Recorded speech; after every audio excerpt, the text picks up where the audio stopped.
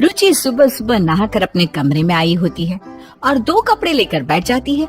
ये देखकर रुचि का पति मयंक कहता है, क्या हुआ रुचि, तुम ऐसे शांत क्यों बैठी हो? नहाकर आई हो, जाओ जल्दी से तैयार हो जाओ।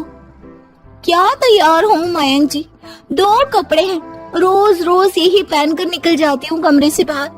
पता नहीं मेरे बारे में क्या सोचती होंगी कि नई बहू है और कपड़े वही पुराने। तुम भी ना बिल्कुल पागल हो, कोई कुछ नहीं सोचेगा तुम्हारे बारे में घर में। तुम वैसे भी इतने सुंदर हो कि तुम्हारे कपड़ों पर किसी का ध्यान ही नहीं जाता। आप मेरे पति हो लेकिन बाकी सब तो नहीं है ना। आपको मैं भले ही खूबसूरत दिखूं लेकिन बाकी सब मुझे मेरे कपड़े से ही जज करते हैं। कसम से बहुत बुरा लगता है मुझे तो, जब मैं दो जोड़ी कपड़ों में ही रोज रोज बाहर उठकर चली जाती हूँ। तुम भी क्या इतनी परेशान हो रही हो? चलो छोड़ो, इतनी सी बात है, बाहर चलते हैं। रुचि और मयंक आपस में बात कर ही रहे होते हैं, तभी वहाँ रुचि की ननद सोनी आती है। अरे भाभी, आप अभी तक तैयार क्यों नहीं हुए? आपको पता है ना आज हमें मंदिर में जाना है। मुझे तो लगा अब तक आप तैयार भी हो गई होंगी। मैं तैयार हो ही रही थी लेकिन अपना हाल देखकर ना बहुत बुरा लगा। कुछ है ही नहीं पहनने को। तुम खुद बताओ सोनी, एक नई बहू बाहर मंदिर ऐसे ही चली जाएगी क्या सादे से कपड़े में? लोग भी देखेंगे तो पता नहीं क्या बोलेंगे मेरे बारे में। मुझे तो लगा आपको ये सूट बड़ा प्यारा लग रहा है, इसमें क्या खराबी है? आप तो इसमें बहुत सुंदर लगोगी। उस दिन देखा था मैंने, आप इसमें ना बहुत अच्छी लग रही थी, यही पहन लो। देखा रुचि, मैं पहले ही कह रहा था कोई तुम्हें जज नहीं करने वाला। तुम हर कपड़ों में अच्छी लगती हो, लेकिन तुम मेरी बात मान ही नहीं रही थी। अब तो मान गई ना, सोनी भी यही कह रही है। चलो अब इतना ज्यादा मत सोचो, जल्दी से तैयार हो जाओ वरना तुम ही लेट हो जाओगी और बाद में बोलोगी मैं लेट हो गई। मैं नहीं जा रही कहीं। आप दोनों भाई बहन को तो मेरा दुख दिखता ही नहीं है। अरे नहीं बहू, ऐसे कुछ भी पहन के चली जाए तो लोग तो बातें बनाएंगे ना। आप लोगों को तो फर्क पड़ेगा नहीं। मैं नहीं जा रही आपके साथ, जिसको जाना है खुद चले जाओ। अरे तुम तो गुस्सा हो गए। मैं ये बोल रहा था कि अभी चलो, मैं तुम्हें फिर नए कपड़े दिला दूंगा। जो तुम बोलोगी वो दिलाऊंगा, तब तो कोई परेशानी नहीं होगी ना। भैया कपड़े तो दिला ही रहे, और रही बात अभी क्या पहनने की, तो मेरे पास ना एक नया सूट पड़ा है, मैंने कभी नहीं पहना। शायद वो आपके लिए ही बना था। अभी मैं वो लेकर आती हूँ, आप वो पहन लेना, फिर तो कोई दिक्कत नहीं ना आपको। आप लोग इतना बोल रहे हो तो फिर मुझे क्या परेशानी होगी। ठीक है, मैं चल लेती हूँ, लेकिन याद से मयंक जी मुझे दिला देना नया सूट। और सोनी, जो तुम मेरे लिए अपना नया वाला सूट लेकर आ रही हो ना, वो मैं तुम्हें वापस नहीं दूंगी, क्योंकि वो नया है ना, तो मैं क्या वापस दूं, मैं ही रख लेती हूँ, ठीक है ना। रुचि ऐसे ही हर जगह कपड़ों के लिए रोती रहती और सबसे कपड़े लेती रहती। ऐसा कई दिनों तक चलता है। कुछ दिनों बाद करवा चौथ का त्योहार आने वाला होता है, तो रुचि अपनी सास के पास जाकर कहती है, माँ जी, मैं ना करवा चौथ का व्रत नहीं रख सकती। क्यों बहू, क्या हुआ?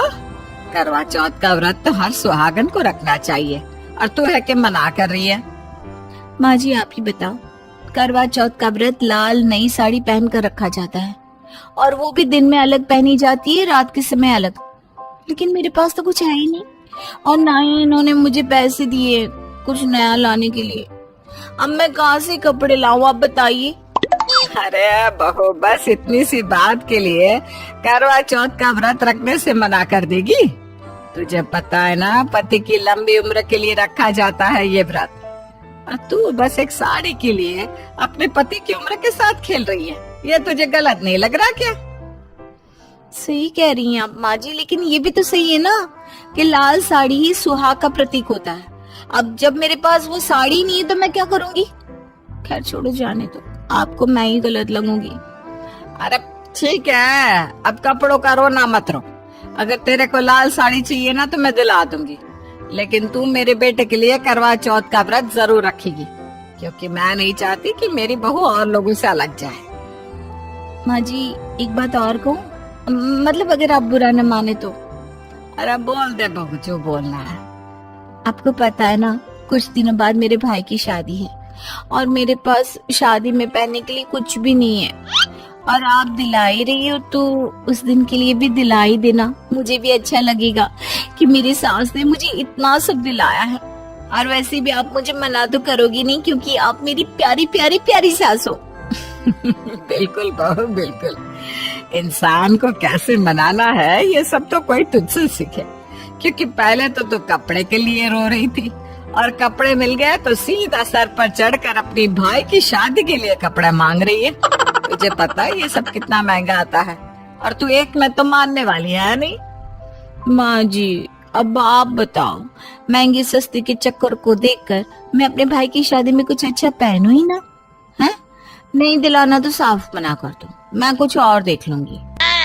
रुचि अपनी सास को कपड़े दिलाने के लिए मना ही लेती है और बेचारी रुचि की सास को थक हार के अपनी बहू को नए कपड़े दिलाने ही पड़ते हैं।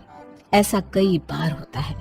कुछ दिनों बाद मयंक और रुचि के ससुर जयशंकर दोनों बनियान में घूम रहे होते हैं। ये देखकर रुचि उनसे कहती है, पापा जी मयंक तो है ही बेशर्म, लेकिन आपको भी शर्म नहीं आई है क्या?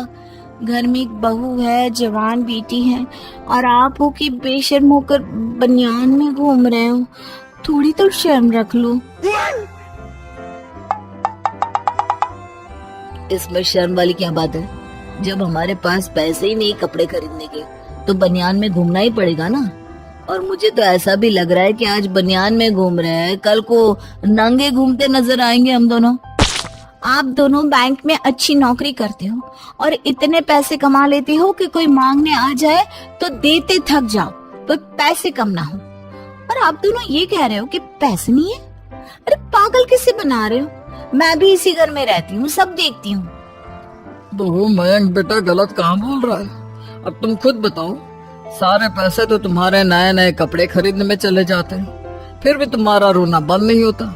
और हम यहाँ 2 शर्ट में पूरा महीना गुजार ले, फिर भी कभी शिकायत नहीं करते, और अब तो वो खरीदने तक के पैसा नहीं है। कोई बात नहीं रुचि, तुम इतना परेशान मत हो। हमारा क्या है, हम तो अपना काम बनियान में भी चला लेंगे, लेकिन हम तुम्हें ना रोज नए कपड़े दिलाएंगे।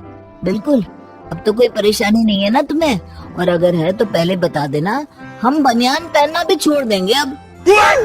अपने पति और ससुर की बात सुनकर रुचि का मुंह बंद हो जाता है और वो चुपचाप अपने कमरे में चली जाती है। अपने पति और ससुर को ऐसे कई दिनों तक बनियान में घूमते देखकर रुचि को काफी बुरा लगता है। और ऐसे ही कुछ दिनों बाद रुचि सबके पास जाकर कहती है, आप लोग सही कह रहे हो, मुझे बिना बात इतने कपड़े नहीं लेने चाहिए। मैंने सारी अलमारियां भर दी, फिर भी मेरे नए कपड़े लेने का भूत नहीं उतरा। मुझे माफ कर दो, अब आगे से ऐसे कभी नहीं करूंगी।